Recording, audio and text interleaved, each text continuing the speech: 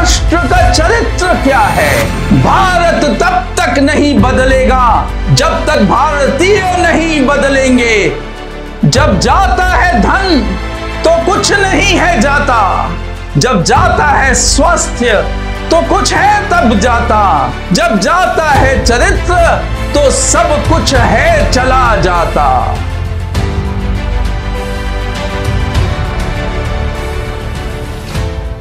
राष्ट्र का चरित्र।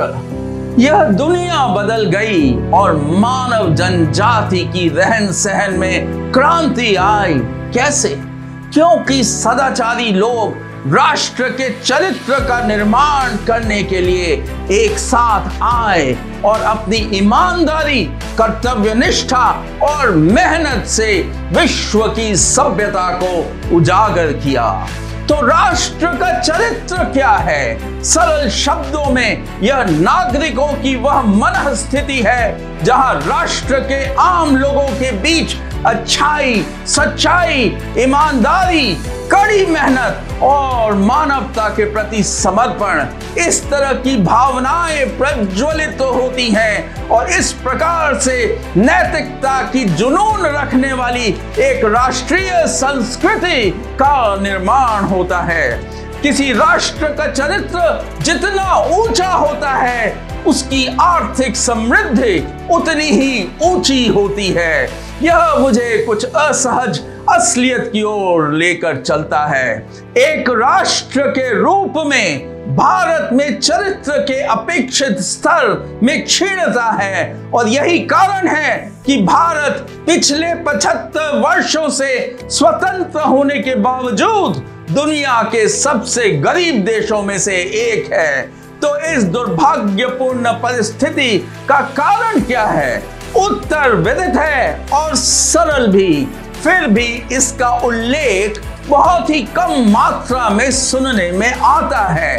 परंतु यदि देश को आगे ले जाना है तो इस विषय में जागरूकता फैलाना नितांत आवश्यक है। प्रश्न का उत्तर है, भारत तब तक नहीं बदलेगा जब तक भारतीय नहीं बदलेंगे, अर्थात भारत तब बदलेगा जब भारतीय बदलेंगे।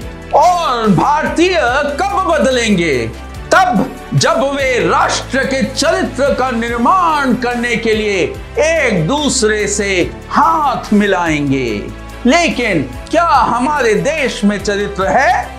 आइए इसकी जांच करते हैं। आप सभी इस बात से सहमत हो सकते हैं, यहाँ के लोग रिश्वत लेना पसंद करते हैं। यहाँ के लोग अपने रिश्तेदारों, दोस्तों और फिल्म स्टार्स के बारे में मसालेदार गपशप करना पसंद करते हैं। यहाँ के लोग मौका मिलने पर काम से बचने की कोशिश करना पसंद करते हैं। यहाँ के लोग दिन प्रतिदिन के साधारण वार्तालाप में या फिर एक सामाजिक उत्सव में होते हुए वार्तालाप में बौद्धिक चर्चा करना पसंद नहीं करते हैं। यहाँ के लोग अपने और दूसरे के धर्म आदि के बारे में बात करना बेहद पसंद करते हैं। यहाँ के लोग खुद की तारीफ करना बहुत ही पसंद करते हैं, बजाय यह जानने और सोचने की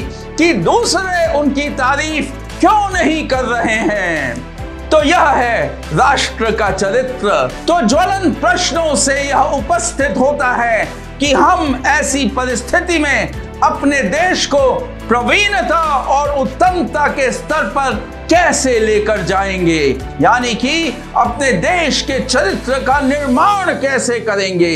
किसी भी जटिल प्रश्न को उदाहरण के जरिए समझना सहूलियत पूर्ण होता है।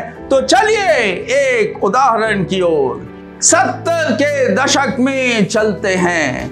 भारत से एक सरकारी प्रतिनिधि मंडल जापान भेजा गया यह अध्ययन करने के लिए कि कैसे वे लोग इतनी उत्तमता प्राप्त करते हैं जिस कारण से उनका देश अविश्वसनीय ऊंचाइयां छूने लगा।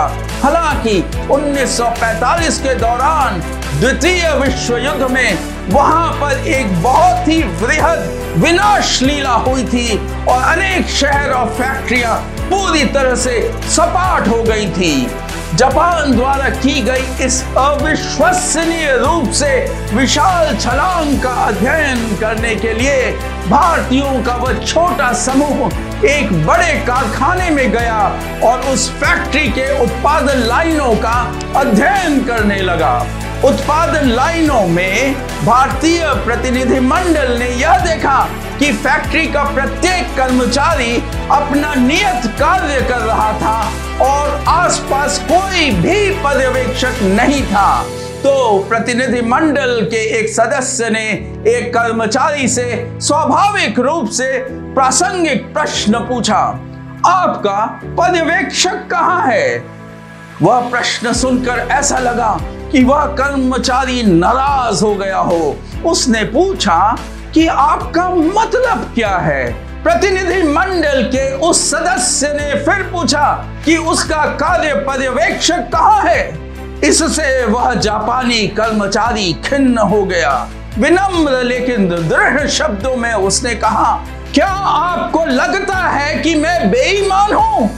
यह देखने के लिए कि मैं काम कर रहा हूं या नहीं, उसके लिए एक पर्यवेक्षक की आवश्यकता है। उस उत्तर में निहित था एक बेहद ही महत्वपूर्ण प्रश्न जो भारत के लिए रामबाण की तरह है। क्या हमारे देश में बिना पर्यवेक्षक के कारखाने हैं? बिल्कुल नहीं, क्योंकि देश का चरित्र उस स्तर तक नहीं पहुंचा है जहां पर कर्मचारी बिना पर्यवेक्षक के अपने जुनून से, अपनी कर्तव्य दक्षता से और अपनी ईमानदारी से काम करते रहेंगे। अगर हम यह सोचते हैं कि हम राष्ट्र का चरित्र को विकसित किए बिना मजबूत आर्थिक और सामाजिक रणनीतियों से राष्ट्र का विकास कर सकते हैं, तो जाहिर बात है कि हम गलत हैं। राष्ट्र के चरित्र के बिना हम कभी भी सही तरीके से विकसित नहीं हो सकते हैं और जनता के बीच जिद पकड़ी गरीबी एक प्रकोप के रूप में अड़ियल होकर खड़ी रहेगी।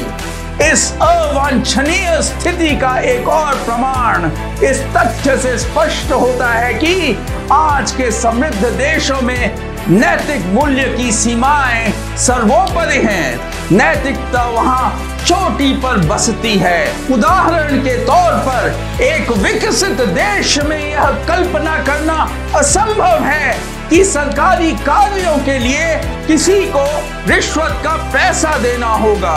एक विकसित राष्ट्र में यह अकल्पनीय होगा कि लाइसेंस प्राप्त करने के लिए आपको पैसे देने होंगे या आप नगर पालिका के कर्मचारियों को या फिर पुलिस की गश्त ड्यूटी पर तैनात अधिकारियों को रिश्वत देकर सड़क पर एक अवैध व्यवसाय शुरू कर सकते हैं, या एक सरकारी कॉन्ट्रैक्ट या एक कंपनी से एक करार प्राप्त करने के लिए आपको संबंधित अधिकारी को एक रिश्वत भरी कटौती का भुगतान करना पड़ेगा।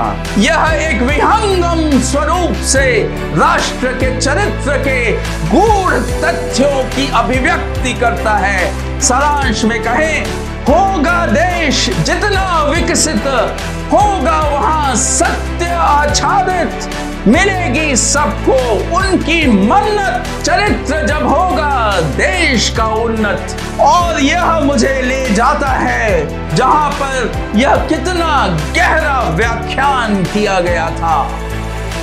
जब जाता है धन तो कुछ नहीं है जाता, जब जाता है स्वास्थ्य तो कुछ है तब जाता, जब जाता है चरित्र तो सब कुछ है चला जाता।